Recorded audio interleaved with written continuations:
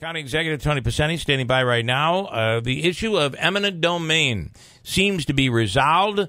Tony Picente, good morning. Thanks for coming on. Good morning. Thanks, Bill. So you guys are going to handle, the county will handle the garage. Mm-hmm. The city is going to handle the rest of the hospital footprint. The Urban Renewal Agency, that's right. Okay, Urban Renewal. Right. It's funny because I had seen a public notice about a week ago that was in the OD, and it was the city of Utica, and it was an eminent domain public notice that went in the paper, and it involved the harbor project. So I'm like, boy, if they could do that, boy, why couldn't they do the hospital? And all of a sudden, you guys have come to an agreement. Well, this has been ongoing, obviously, and trying to determine which entity was the best to do, each part of it. And given the circumstance of the garage that, we had come to an agreement about some time ago, and that, we would bond, we would build, and do all that, it just made sense that it would be under the county's guys to do it for that footprint. And then the other one became, more apparent that urban renewal was the best mechanism for that.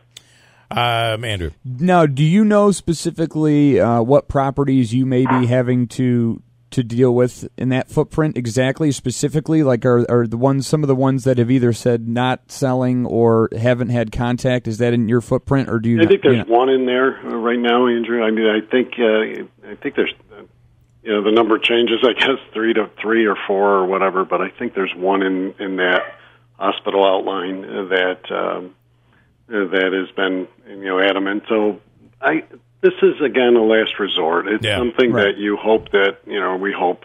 But I don't know. You take they get to a buy. You take a Brett Truitt. I don't see. It looks like he's purchasing a piece of property with the sole intention to force you into legal. Could they drag this on? Could they find a way to drag? Because I think that's their intention. And let me clarify, because every time I say something like this, everybody jumps and says, he's not a lawyer. Well, they're not lawyers either, but they tend to comment. Well, I do have to correct you. Right. James Brock is a lawyer. Right. I understand that. Right. Not practicing, but... I'm just saying. Yeah, that's right. Went to law school. All right. But the issue here comes down to, the finality of it. So if you have all of these properties that have willingly sold and you are left with one or two in the middle of these footprints, it's a hard argument to make that you're being removed for unjust reasons or reasons in which you can remain there. So I guess the point is going to come to the to the real end date of when properties are purchased or agreed to, and what's left. It's the puzzle. So so correct me if I'm wrong here. So the more properties that come to an agreement. And the more that happens, it actually hurts the case for a few individuals that might want to fight it. It does. I mean, especially those that are in the immediate area of the building of this of the hospital and of the garage. It really just looks at the entire scope of land, and if every property, it's the same thing in the garage. If every property is gone but one, or as agreed to, it's hard to make the argument that this one can stay, and you're being unfair because of that reason. And look, eminent domain still comes back to the argument of, it's really about if public purpose is shown in the right way, and other properties have come along in that case. Eminent domain is not as dragged out, and then becomes the debate really is about what the price is. Right. Okay. I'm going to ask you. In the briefing that I got yesterday from MVHS officials, this was my understanding. There are two property owners who own land where the parking garage would be, who plan to go to eminent domain. Okay. There's a third whose property is currently in the footprint of the hospital, who plans to go to eminent domain. The update on the numbers was 10 have agreed to or are in the process of signing an agreement. 17 are still negotiating.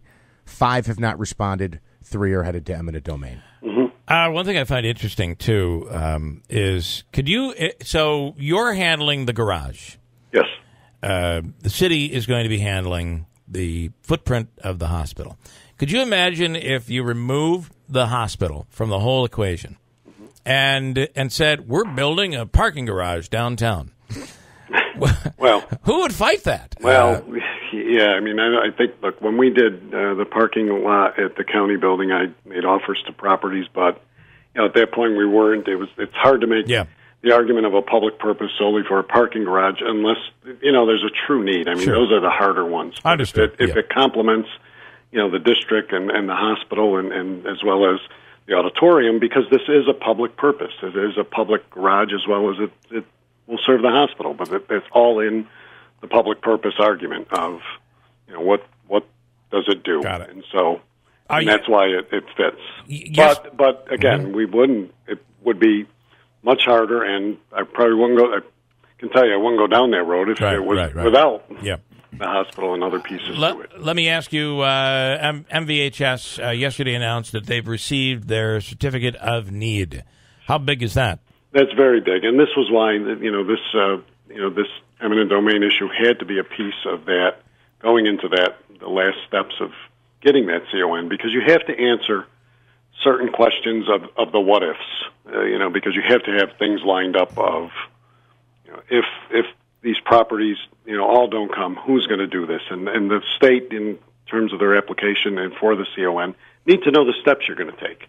So that's why the issue of eminent domain and being, settled in the last day or so was crucial to that CON being enacted yesterday. And do you know if there's and I asked this critical to it, actually. Yeah. I asked this question the other day when MVHS was in, and I wonder if you have a take on this. Is it advantageous to settle and come to an agreement out of court versus going through eminent domain? I mean, is it possible you would end up getting less? Is it possible you could get more if you're negotiating and you come to an agreement? It's possible you could. That's the negotiation argument. Yeah. You have to prove to the court that the price that you're, after title has been achieved. Again, you don't talk price until the court says yes, they can have your property or the property can be transferred. Then the discussion on price. Okay, all right. And if the discussion on price comes in, then the second decision the judge would make, because you wouldn't deal with that first. The second decision is this a fair price? Should it be higher? Sure. Or should the parties try to negotiate this out? So it can always be better. It can always be the judge saying, that's a fair price, take it. But it's more of a gamble by going through eminent domain that it's going to be. Well, it can be. Yeah. Sure, it can be. So I only can tell you any times I've spent any time in court, it's always you're far better off negotiating a deal than you are having the court actually impose one. You are, and that's why. Look, it makes it is in the best interest that we can come to an agreement here, and we'll have to see how that goes, and time will tell. But hopefully, it's not going to be used those 3 times, but we'll have to see. Okay, County Executive Anthony Picente. One last thing, just I know you've dealt with it, but just on behalf of the county, I mean the family, to the family of Kevin Crossley and all our law enforcement. It's a terrible tragedy the other night, and our hearts go out, and really can't say enough about those the men and women, and clearly, I knew Kevin, and really good guy, and sad loss. So. We're in tough state for us again. Yeah. Especially, and it comes on the heels of the anniversary of Tom Lindsay. So, anyway. Very sad. County Executive, we appreciate your time. Thanks so much. Thank you. All right. County Executive Anthony Picente.